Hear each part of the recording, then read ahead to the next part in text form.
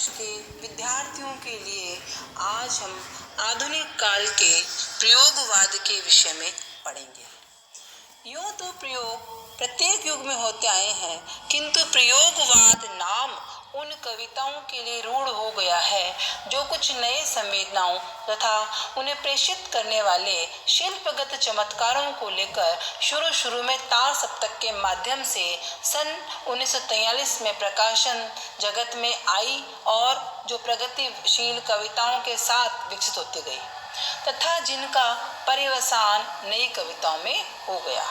प्रयोगवाद नाम भ्रामक है, क्योंकि इस नाम से यह भाव प्रकट होता है कि इन कविताओं ने प्रयोग को साध्य मानकर एक नया वाद चला दिया। अज्ञेय जी ने दूसरा सप्तक की भूमिका में कवि कर्म की व्याख्या करते हुए प्रयोग शब्द को स्पष्ट किया था। उनकी दृष्टि में प्रयोग अपने आप में इष्ट नहीं है, वरन साधन है, दोहरा साधन। एक तो वह उस सत्य को जानने का साधन है जिसे कवि प्रेषित करता है, दूसरे वह उस प्रेषण क्रिया को और उसके साधनों को जानने का साधन है।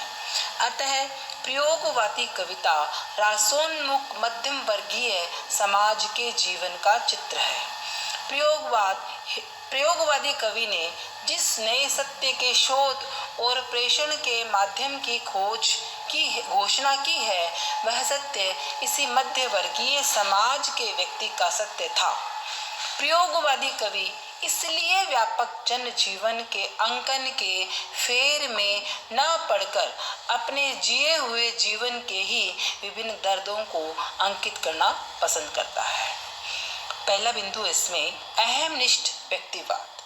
प्रयोगवादी काव्य की सर्वप्रथम और सर्वप्रमुख प्रवृत्ति है व्यक्तिवाद और उसकी चरम परिणति अहमवाद। प्रयोगवादी कवि युग जीवन की कटुताओं और विषमताओं से संघर्ष करने में निराश और असमर्थ था और उसने अपने लिए संतोषप्रद सामाजिक व्यवस्था की मांग की, किंतु वह ऐसी सामाजिक स्थिति को भी न पा सका। फलतः वह त्रिशंकु हो गया और अपने ही एकाकी भाव विचार में व्यक्तिवाद एवं अहमवाद की सीमाओं से गिर गया। इसी व्यक्तिवाद के कारण उसमें व्यापक और सामूहिक अनास्था, घुटन, पीड़ा आदि विकृतियां भी उत्पन्न हुई। उदाहरण के तौर पर, मैं ट्रक का टूटा हुआ पहिया हूँ, लेकिन मुझे फेंको मत। दूसरी विशेषता, युग जीवन के प्रति अनास्था। जिन प्रेरणाओं और परिस्थितियों ने प्रयोगवादी कवि को अहमवादी व्यक्तिवादी बनाया, उन्हीं ने उसे युग जीवन के प्रति अनास्थामय दृष्टिकोण से भी परिपूर्ण कर दिया। अनास्था के शिकार इस प्रयोगवादी कवि ने साहित्य के परंपरागत मूल्यों का तो तिरस्कार किया ही, समाज और जीवन के परंपरागत तथा वर्तमान मूल्य भी उन्होंने अहम के कारण उपेक्षा की। उदाहरण के तौर पर, दूर वह सब शांति, वह सिद्ध भव्यता, वह शून्य अवलेप का विस्तार। तीसरा है शंकालुमन। प्रयोगवादी कवि अपनी सामयिक तथा व्यक्तिगत असफलताओं के कारण सभी को शंकापूर्ण दृष्टि से देखता है। सामाजिक पद पर जब कभी उसका पांव पड़ता है, वह शंकालु हो उठता है, उसकी गति बंद जाती है। वर्तमान के प्रति अनास्था ने ही उसे शंकाशील बना दिया है। उदाहरण है, जिनके सहारे लहरों से लड़ रहे हम, वे घड़े कच्चे हैं। निराशा, कुंठा एवं घुटन का व्यापक प्रदर्शन। प्रयोगवादी काव्य की एक महत्वपूर्ण दिशा यह भी है कि इस काव्य में व्यक्ति की निराशा, कुंठा, घुटन आदि असफलता सूचक मनोवृत्तियां व्यक्त की गई हैं, जिनका स्रोत भी व्यक्तिवादी आत्मलीनता तथा सामाजिक विषमताओं से एकता संघर्ष करने में असफल रहने की प्रतिक्रिया ही है। मेरी थकी हुई आंखों को किसी और तो ज्योति दिखा दो। पराजय और पलायन। निराशा, कुंठा और घुटन के समान ही प्रयोगवादी काव्य में पराजय और पलायन की भावना भी बहुत उभर कर अभिव्यक्त हुई है। इन दोनों प्रवृत्तियों के मूल में भी अहमवाद और व्यक्तिवाद है। कला के लिए आंदोलन भी ऐसी ही मन स्थिति की नींव पर स्थापित है। प्रयोगवादी कवि की अभिव्यक्ति पर इस पराजय के बाद इतनी स्पष्ट और सजीव है कि उसकी विवशता, निरुपायता और पीड़ा सहानुभूति के ही योग्य है। बेचारा कवि दया का पात्र है। कवि का अहम जितना बड़ा है उतनी ही बड़ी उसकी पराजय, आत्मछलता और पलायन वृत्ति भी है। इस थके मस्तिष्क में मेरी पराजय छिपकली सी पग दबाए चल रही है। क्षणवाद की भावनाएं। प्रयोगवादी कवि में क्षण बोध बहुत तीखा है, जो उन्हें संस्कारों में गहरा बैठा है। क्षणवादी विचारधारा ही पाल सात एवं फ्रांस के प्रतीकवादियों की देन है। प्रयोगवादी कवि इस पाश्चात्य दर्शन से प्रत्यक्ष या अप्रत्यक्ष रूप से प्रभावित रहे हैं। इस दर्शन के अनुसार जिंदगी का एक क्षण जो व्यक्ति को सुख व तृप्ति प्रदान करता है, शेष सारे जीवन से कहीं अधिक महत्वपूर्ण है। उदाहरण, एक क्षण में प्रवाहमान व्याप्त संपूर्णता, लघुता और निरीहता। प्रयोगवादी कवियों ने अनेक स्थानों पर अनेक प्रकार से अपनी लघुता और निरीहता का चित्रण किया है। कहीं पर यह भावना अपराधों, पापों को स्वीकृति बनाकर व्यक्त की गई है। यह दीनता, हीनता, पाप स्वीकृति मध्यकाल के भक्तों और संतों ने भी प्रकट की है, उन्होंने लोकोपकारी भावों का प्रकाश फैलाया था। लघुता, निरीहता, पापों की स्वीकृति का प्रदर्शन प्रयोगवादी काव्य में विविधता के साथ हुआ है। उदाहरण है, मैं ही हूं वह पदाक्रांता, रिरियाता कुत्ता। पीड़ा और दर्द की अभिव्यक्ति। प्रयोगवादी काव्य में पीड़ा और दर्द की अनुभूति को कवियों ने वेग के साथ व्यक्त किया है। यह एक जीवन दर्शन के रूप में ही प्रस्तुत की गई है।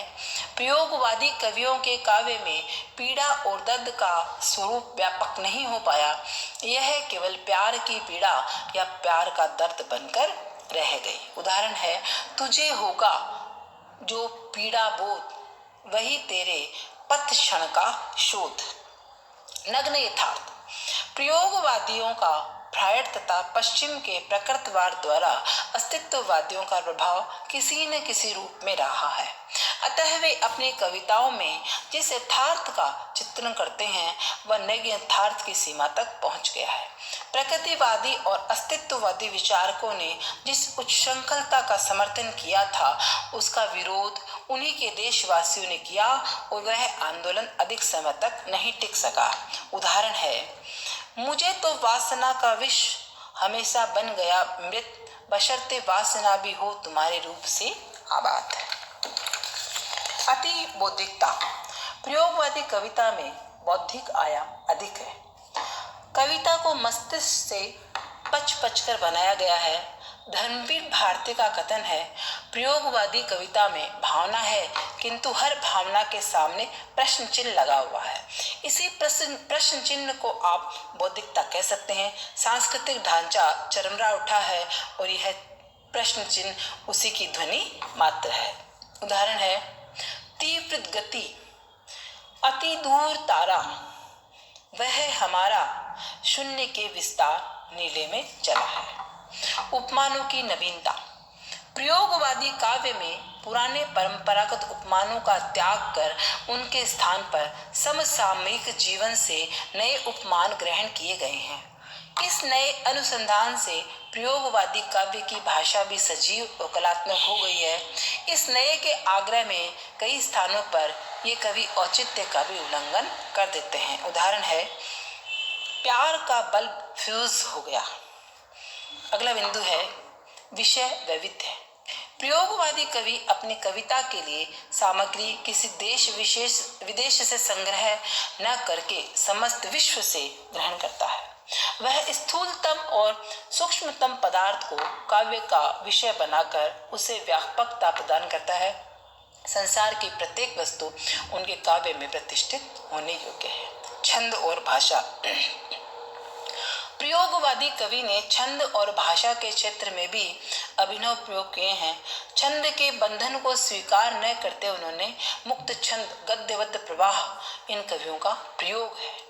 भाषा के क्षेत्र में भी उन्होंने कुछ नए प्रयोग किए हैं।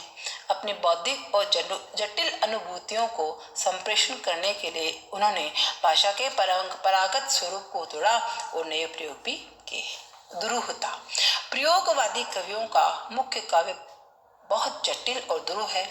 उनके विचारों और अनुभूतियों को सहजता से हृदयगम नहीं किया जा सकता है। इस दुरूहता के मूल में उनकी अति बौद्धिकता ही है। यह बौद्धिकता और दुरूहता पश्चिमी विचारकों के प्रभाव से आई है। प्रथम तो फ्राइड के मनोविज्ञान से उत्पन्न स्वच्छंद काम तृप्ति, द्वितीय संकेतमयी भाषा, तृतीय शब्दों में नए अर्थ भरने, उन्हें ताजगी देने तथा भाषा को नए मुहावरों से सज्जित करने की विविध प्रक्रियाओं के फलस्वरूप यह दुरूहता पनपी है। इस प्रकार हम इन बिंदुओं के आधार पर यह निष्कर्ष निकालते हैं कि प्रयोगवाद हर दृष्टि से नए प्रयोगों को अपने साथ लेके चला है और छंद, भाषा, बिंदु, समाज इन सब में इन कवियों ने नए नए प्रयोगों को करने का प्रयत्न किया है। धन्यवाद।